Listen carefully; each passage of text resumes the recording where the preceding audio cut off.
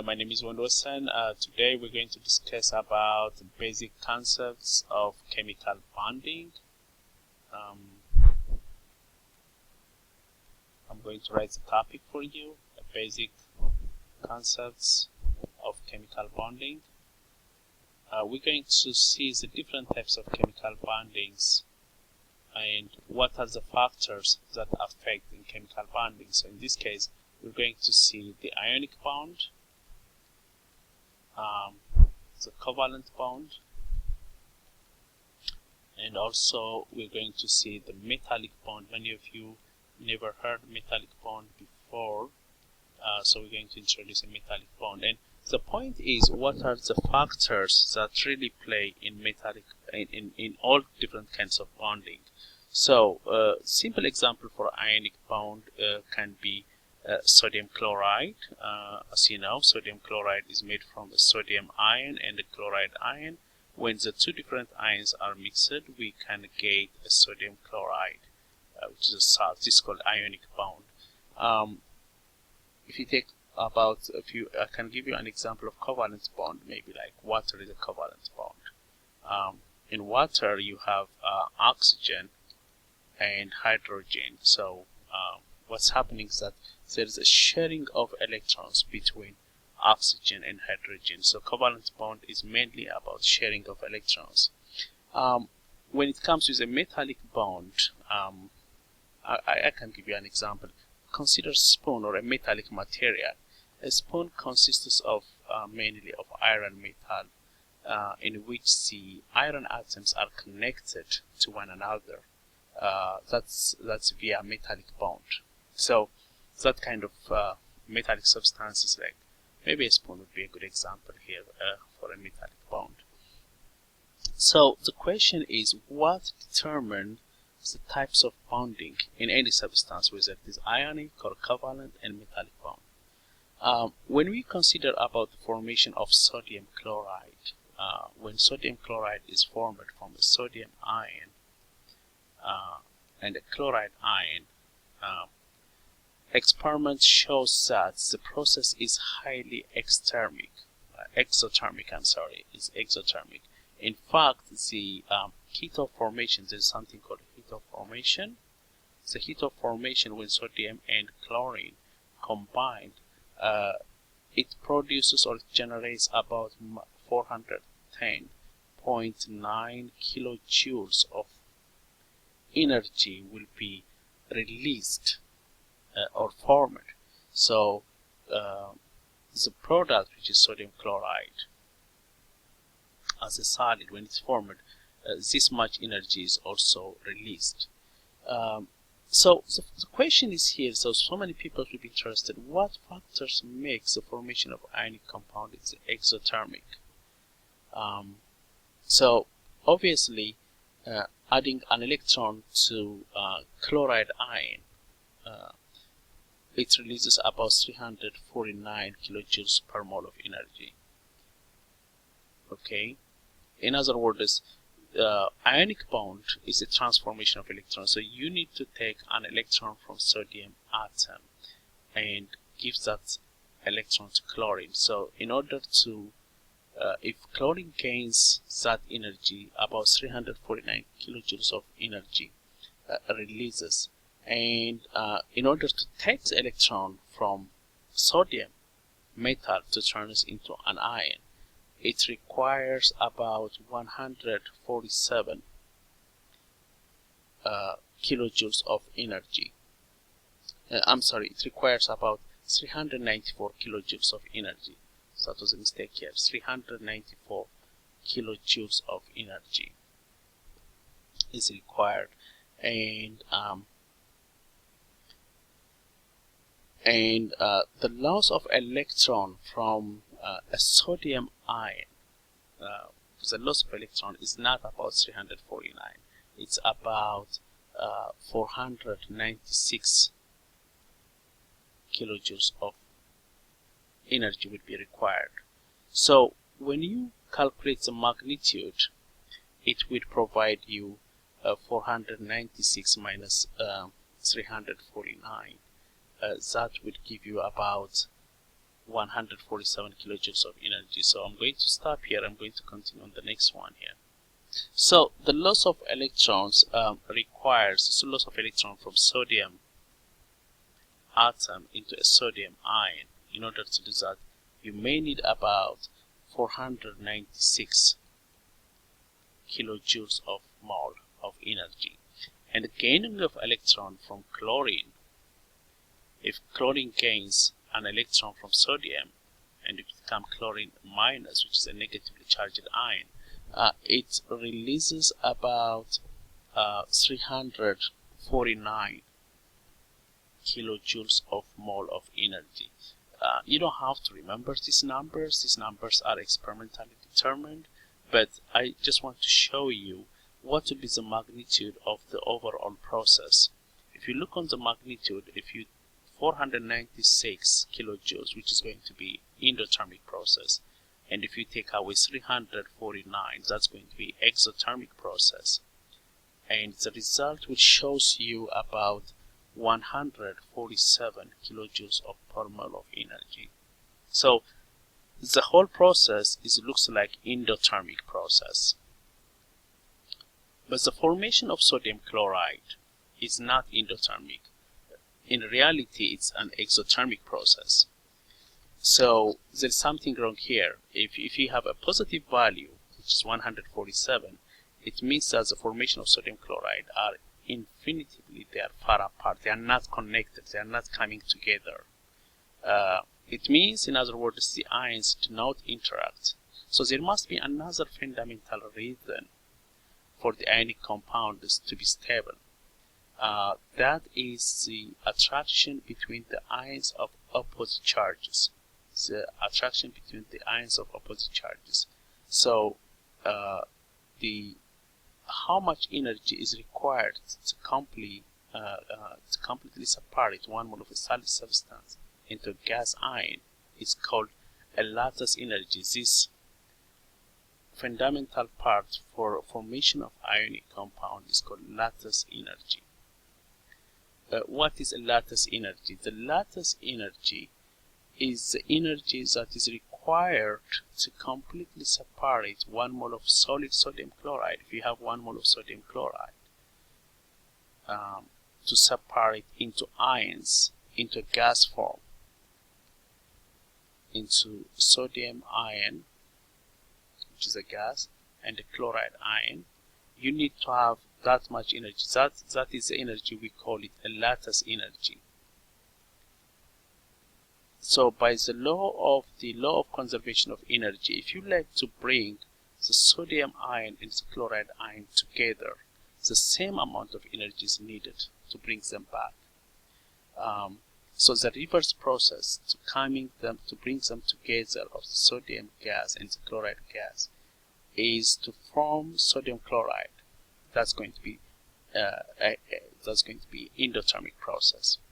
So the lattice energy is the one that plays a role in terms of forming bonds.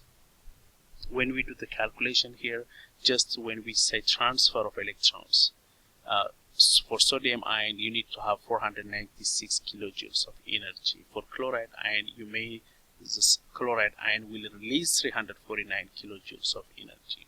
But when you do the calculations, the result is not exothermic, which is 147 kilojoules per mole. In other words, they are not interrupted, because all ionic process, formation of ions, supposedly they are exothermic. So the attraction of different ions, which we call it lattice energy, is behind this motive, this energy, the ones that bring the sodium ion and chloride ion. So the magnitude of the lattice energy to form an ionic compound can also be calculated in the following formula. It's called the lattice energy formula, which is EL. There's a constant value, and then there's Q1 and Q2, where Q1 and Q2 are representing the charges on the particles, and then there is a distance between them, the distance between their centers. and the K value is a constant value. In most cases, a K value will be given to you. It would be 8.99 times 10 to the power of 9 joules mole per coulomb square. This is a value which we calculate, which we use to calculate the lattice energy. So now we're going to see certain compounds, and we're going to arrange the compound. Let's say I'm going to pick for you as an example sodium fluoride is an ionic compound, CCM iodide, and calcium oxide. And we wanted to know, or we wanted to rearrange these three compounds in terms of increasing the lattice energy. In other words, which one has a highest lattice energy, which one has a lowest lattice energy. Sometimes remember that the numbers shouldn't be given to you. All these compounds are listed and they are ionic compounds, and you may have to come up with some kind of prediction which of the three compounds has high lattice energy, which of them have less lattice energy. So let's go back with the formula. The formula says the lattice energy, I can use lattice energy, or EAL,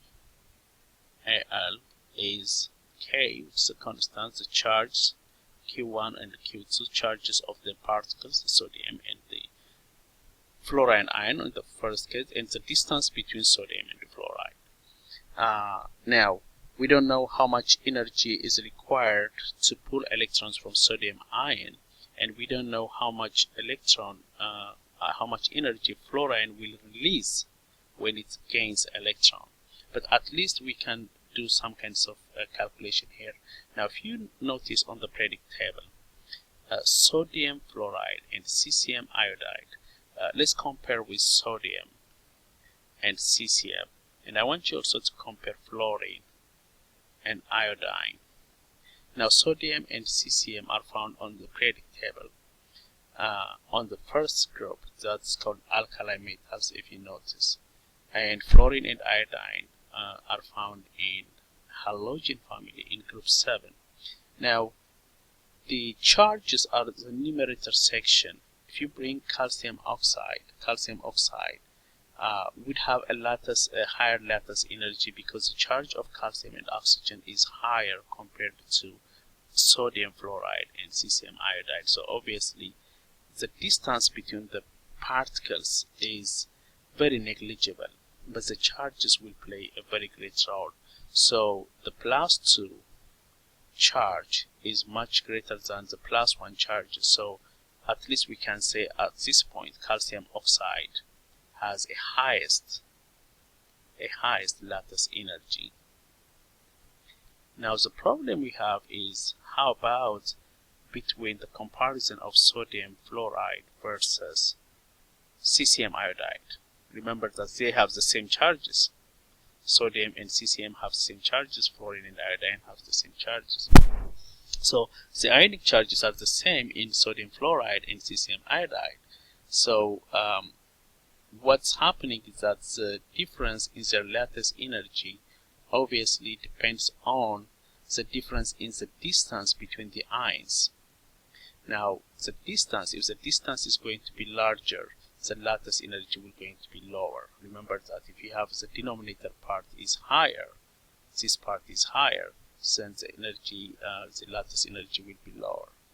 So the ionic size increases as we go down to the groups. That's one of the things that we need to know also, that if you have sodium is on the top, CCM is on the bottom. As you go down, the ionic size is going to be larger. So that is the nature of elements arranged in the periodic table. So if I do a comparison between sodium and CCM, the size, the ionic size, and I want you to compare also fluorine and iodine, the size increases. I put the arrow down, that means size increases. So the size increases means the distance between sodium fluoride is less than the distance between CCM iodide, because this the distance. Let's say if you have sodium here, if this is sodium, and if you have fluorine here, they are smaller. They may have this kinds of distance. That's the distance between them. But when it comes with CCM and iodine, so like I say, the distance between sodium and fluorine and the distance between CCM and iodine, sodium and fluorine, they have a shorter distance versus with CCM and iodine they have longest distances, because as we go down, sodium and CCM, they are in group 1, the distance will be increases here.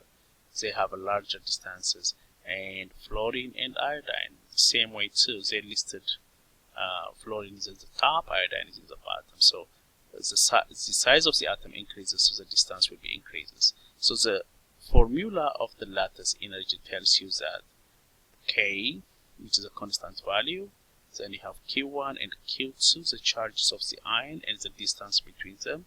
So obviously CCM and iodine have a larger distance. The particles of CCM and iodine has a larger distance here. So having a larger distance, the lattice energy would be lower. So the correct order is going to be the CCM iodine has the lowest lattice energy, then comes sodium fluoride, then comes calcium oxide. So lowest lattice energy, and highest lattice energy. So the point in this case is what is important in forming bonds. It's not about losing or gaining electrons. Okay, that's theoretically right. But the point is the attraction between the particles plays a great role in forming bonds, whether it is ionic bond, covalent bond, and metallic bond. Now, what are the factors for making the bond will be stronger or weaker? The first thing that you need to remember is the charge of the ion, this charge, Q1 and Q2, they are two different charges, and the distance between the particles. In most cases, you should have a predictable knowledge in order to identify how is the charges between the particles will difference. The way how a predicate table will arrange it will tell you the size of the atom, whether the size are bigger or smaller. If the sizes are smaller, you will have a higher lattice energy. If the sizes are bigger, you will have less lattice energy. So this is a lesson about how compound is formed and what is the contribution of the lattice energy. I'm going to see you on the next video. Please make sure that if you have questions or if you have opinions, post your opinions on the bottom part of the video. Also share the video. Thank you very much. I'll see you on the next topic.